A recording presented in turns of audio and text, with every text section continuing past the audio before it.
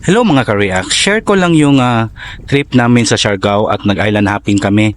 Kasama ko rin si ate ko, si Jeremy, si Joshua at si Mark. Ngayon, andito kami sa pier. Pasakay na kami ng aming bangka or big bangka para sa aming island hopping. Ayan, ang kalbo. Palakad-lakad na naman yung kalbo. Ang ganda naman ng tubig. Ayan guys, nagtalikod guys ay si Jeremy yan. Ayun guys, ang haba-haba ng pantalan nila guys. Andun pa sa unahan yung aming malaking bangka. Wow, ang linaw ng tubig dito. Grabe. Dito pa lang gusto ko nang tumalon eh. Gusto ko nang maligo dyan, oh. Tingnan nyo naman yung tubig, oh. Eto at malapit-lapit na kami sa aming malaking bangka. Guys, makulimlim pa rin yung aming panahon. Buti na lang hindi pa umuulan dito. Pero later on din guys sa aming trip guys, umuulan din. So ayan.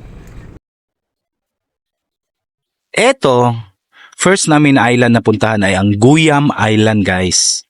Maliit lang siya guys. Pero pakita ko sa inyo kung anong masarap dito. Ayan, at dumadaong na kami sa white na sand. Ayan guys, may uminto na yung barko natin na maliit. Uy, ang kalbo, andyan na naman. Ito talagang si Kalbo. Guyam Island. Guys, at bababa kami dito. Ayan, syempre guys, umuulan na dito. Ayan yung Guyam Island guys, oh. Ayan, maliit lang siya pero okay din.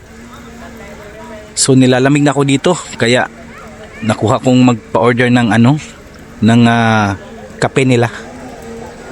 Umiilag pa si Miss, si Miss. Ayun yung kape ko. Ayan. Init-init ng kape. At syempre papahuli ba naman ako sa ito, Guyam Burger guys. Pag nandito kayo guys, bili kayo nito. Ang sarap, ang laki, kakabusog. Yun guys, oh, tingnan nyo naman, oh. Mga tatlong ano na yun, kagat. Ayan guys, palis na kami ng Guyam Island. So next stop namin yata dito yung island na walang puno. Ano bang tawag ng na island? Naked Island. So after dito guys, papunta kami ng Naked Island. So ayan guys, yung Naked Island. Ayan, Bob. Sila lang bumaba guys. Dito lang ako sa taas kasi parang hindi ko feel yung Naked Island. Pero maganda naman. Ayan. Naked na naked yung island na island.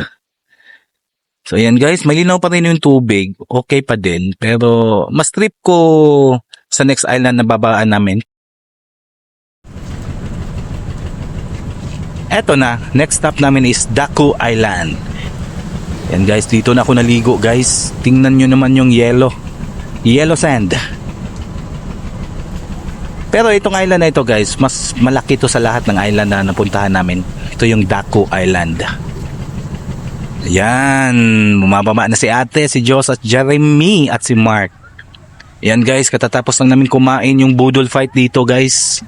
Busog, napaupo kami sa kabusog. Alright. Ito po yung aming experience sa island hopping in Siargao. Ayan yung budol. Bye!